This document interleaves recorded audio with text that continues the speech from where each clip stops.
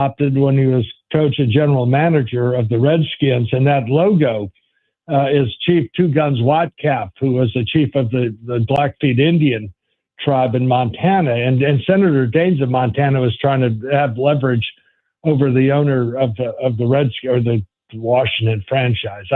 Washington football team. I'm going to still keep calling them that. Well, then people, yes, I won't get anything with that. But the point is, if they wanted to make money, bring back that logo, folks would be buying up hats and shirts and jackets and all sorts of stuff with it because it's popular.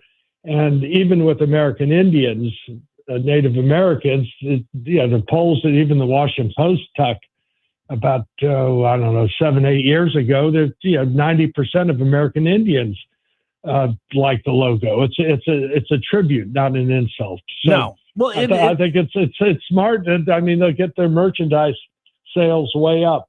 I mean, and again, I worked in sports and on the business side of it.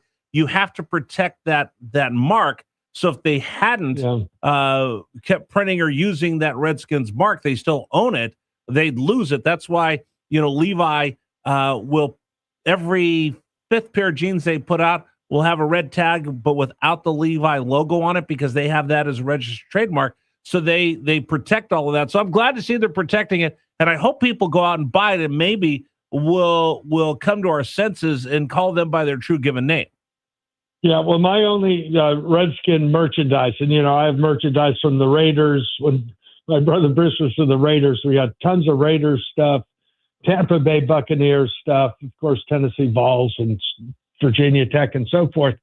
But the only Redskin stuff I wear is the ones with that Redskins logo on it. And I wear it every now and then. And if people don't like it, it's tough. But most people say, hey, I like that. Well, you've got a University of Arizona shirt coming. Riggs is looking for just the right one for you. So you'll have to add that to your collection. You mentioned Dolly Parton. Yeah. Flags at half staff for a week for a civilian who was offered the Medal of Freedom 3 different times, turned it down 3 different times because she goes, I don't want to do that. They wanted to put her statue up. She goes, I don't want to do that as well. Beloved by everybody, and you're such a country music fan. Yeah. I just had to get your thoughts. Yeah, well, Dolly, I think she truly was an angel here on earth. She's about as perfect a person in every respect. I met her in person. I was up in the days where you'd have to be on the set at Fox News.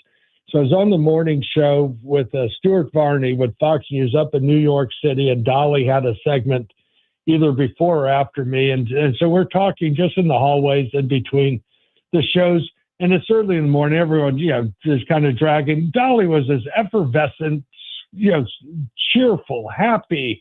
I mean, and Stuart Varney's that way too.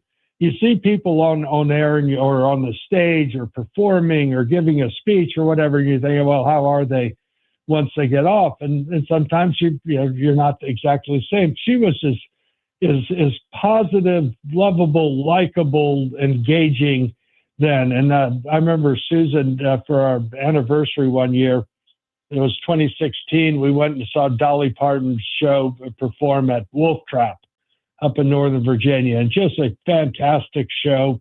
And all the Tennessee Vols love her because she sings Rocky Top during her shows. Right. And then just a few years ago, Peyton Manning escorted her onto the field at Neyland Stadium. There was a poll that was done in March of this year, and they had the bipartisan partner, was what it said, is the percentage of Democrats and Republicans affiliated Americans who have a favorable opinion of the following people: Donald Trump, 3% of Democrats, 70% of Republicans. Dolly Parton, 78% of Democrats liked her, 73% of Republicans. Everyone else, Elon Musk was 7% Democrats, 59% Republicans. Taylor Swift, this is interesting. Taylor Swift for 53% Democrats, 23% Republicans. Barack Obama, 14% liked by Republicans, 90% by Democrats. Joe Biden, 5% Republicans, and 70% Democrats. Mark Zuckerberg was liked by no one. 8% Democrats, 13% Republicans. So the fact that Elon Musk and all the rest of them, there's just no one like Dolly, and she's just a very special person. One thing I want to switch here to is Dolly was for fairness, and she treated everyone equally. She came up from the hard-scrabble hollers in East Tennessee and near the Smoky Mountains, and she was just a great businesswoman, and she was kind to everyone. One of the things in politics that you never hear is the word kind. What you hear is negativity and fear and revenge. And, Rich, you were a big help with our no gerrymandering in Virginia. And I believe that the people should elect their representatives rather than politicians rigging districts. And rigging elections by drawing districts that are just skewed one way or the other, and busting up communities of interest. East Tennessee's East Tennessee or Northeast Tennessee. And, we have the Shenandoah Valley. We have the Richmond area. You have the Hampton Roads area. You have Southwest Virginia and Northern Virginia. And you shouldn't have Northern Virginia take over half of the state and disenfranchise folks in rural areas. There's our No Gerrymandering group, which is a bipartisan group, is going to be launching soon, very soon. And it's on our website, the No Gerrymandering pledge to ask Virginia leaders to reject another partisan redistricting or gerrymandering plan, because there are those outside of Virginia that are talking about coming back at it. Right. And so I think we could develop this more next week. But what about normal, just everybody just stepping up? Like I was just talking about my dad. Just here's what I'm going to tell you, sir. Last night I went to a public forum. Amazon's going to start using drones to drop things off. I've been to the General Assembly. I've been to City Hall. I've been up to D.C.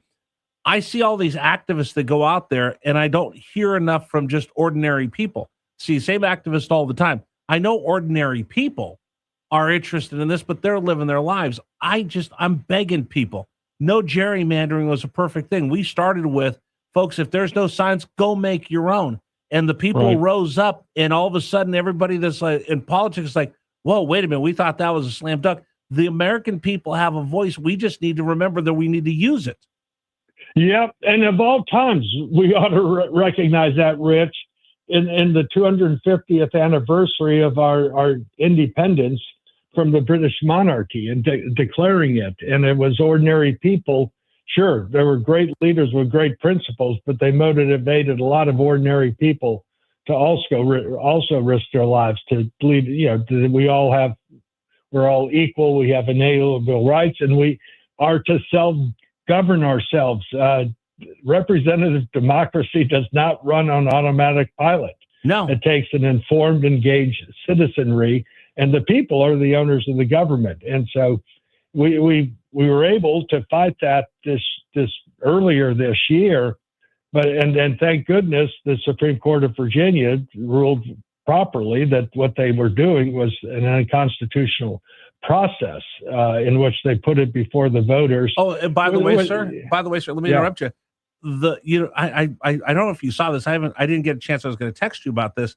Turns out that the $5 million that Governor Spanberger put aside to run these to run these elections that were under judicial review at the time, turns out that's not enough money to cover all of the outlay by the local communities, Richmond, Chesterfield, all the counties.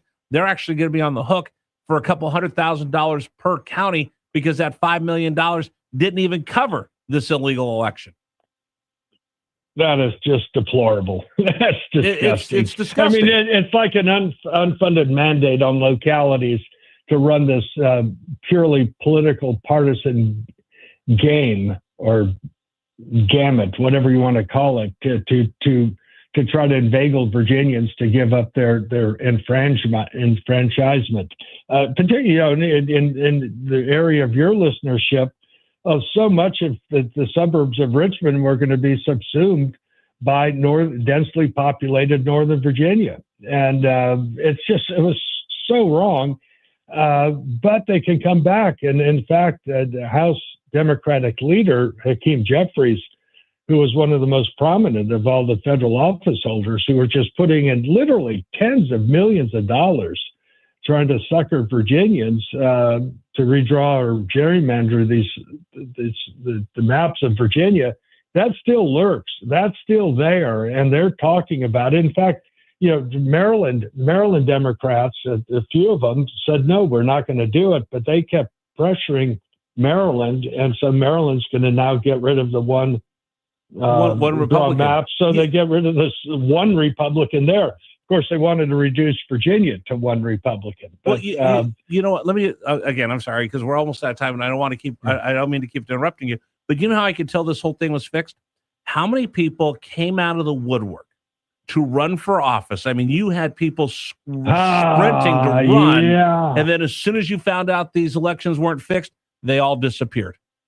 Yeah, really good point. I'm glad you interrupted me on that one, Rich. That's a really good point.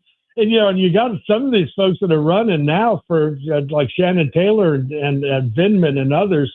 They were all for this gerrymandering, and they were happy just to do away with the district and the people running in these counties and cities and in the fair map districts. And so I think that these members of Congress, current and those who are aspiring and running, should take a pledge. They should take a pledge, and that's what we're working on, is to say that they'll oppose any scheme to repeal or suspend the bipartisan independent redistricting commission process that, by the way, Virginians strongly approved just a few years ago, that create fair congressional and legislative district maps. And so this is a pledge. You want to have these folks running for office, take a stand, let the people know.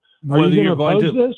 And if they don't sign it, if they continue to ignore it and not sign it, that tells you. Then we know. Yep.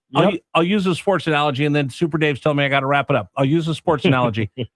In baseball, if you've got an edge, you've got a pitcher that's tipping his pitches, you can do that, or you're stealing signs and you're going to get a hit. Guys are running to the bat rack because they know that they've got an advantage, whether it's fair or not. They know they have the advantage. They're all dying to get up there to hit.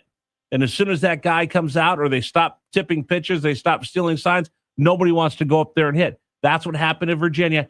Every politician on the Democratic side knew they were fixed elections, and they were fighting each other to get into the race. As soon as you find out that the races are on the up and up, and you actually have to go out there and win with ideas and policies, they all disappeared, sir. Yeah, great analogy, sports analogy, perfect. And what I always say, I said, never truly any political party that has to go to these extents to cheat and rig elections must not have a whole lot of faith in the popularity or the attributes of their ideas and their proposals. You need to win on a level playing field. Sure, there's going to be some areas that are strong Democrat or strong Republican, but you communities of similar interests should be put together, not these creative political cartographers rigging elections. And that's not the American way. It's not the way it should be in Virginia. And Virginians have that in our Constitution. And so I think we should try to preserve that and hold those who are running to be in the position of public service to their pledges. 100%. Sir, I will catch up with you the next week. We'll talk more about that. My best to your wife. I'll talk to you soon. You're the best, Rich. Thank you. Have a winning weekend. Thank you so much. Governor George Allen joining us here, News Radio WRVA. Today's program brought to you in part by my friends at Pearson Signature Dealership. So this weekend, what are you going to do? Well, there's a football game at UR. There's the fair at Chesterfield.